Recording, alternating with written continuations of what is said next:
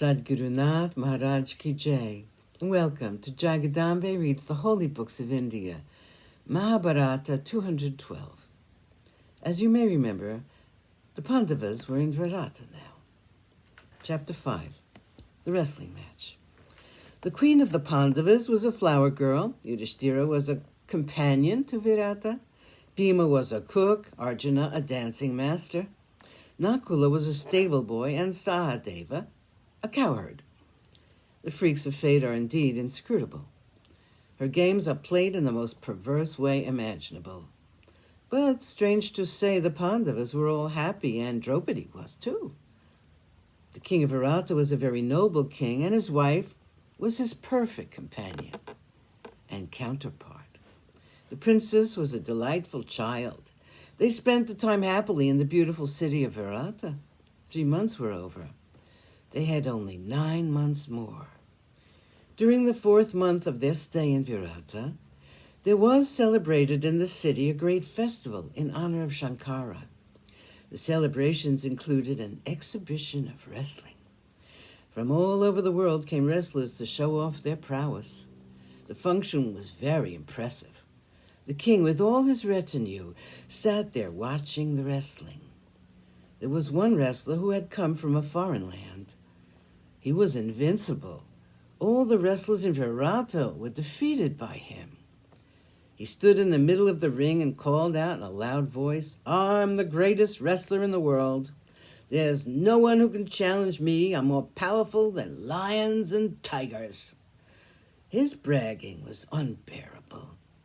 The king was disappointed in his own men. He said, "Is there no one here who can take up this man's challenge and teach him a lesson?" Yudhishthira sat by his side. He said, "In Indraprastha, when I was with King Yudhishthira, I happened to see a wrestler. I've seen his technique. He's sure to defeat this man. And fortunately for us, this man is now in your palace. He's in charge of your gymnasium. You can summon him. I can assure you he will defeat this man." Virata was pleased at the suggestion of Yudhishthira. He was happy to know that there was in his court someone who would uphold the reputation of Virata. He sent for Bhima. Virata said, "Valala, Kanka tells me that he has seen you wrestling in the city of the Pandavas. He says, you can defeat this man who's challenging everyone. Please tell me if you can fight this braggart and defeat him." Bhima also saw the man standing in the middle of the ring. He could have accepted the challenge easily, but he was not for it. He was afraid his technique might be recognized. That was the reason for his standing back. But now the king had called him, and that at the suggestion of his brother Yudhishthira. Since his brother thought it would be okay, Bhima decided to fight. He said, "My lord, I can certainly fight this man, and I can defeat him easily. King Yudhishthira is always praising my methods of fighting. I have been with you for so long now. You've treated me with so much affection.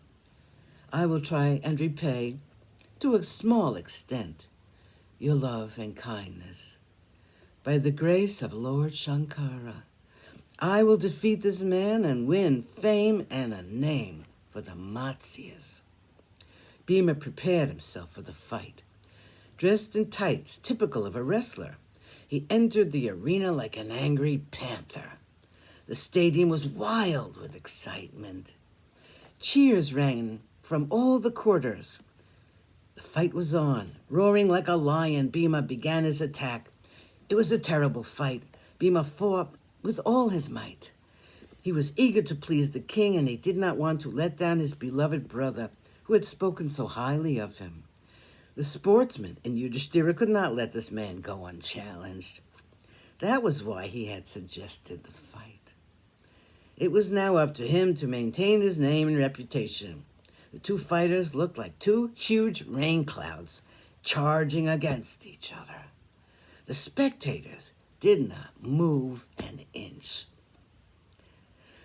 Sadguru Nath Maharaj Ki Jai. Thank you for coming. I hope you come again.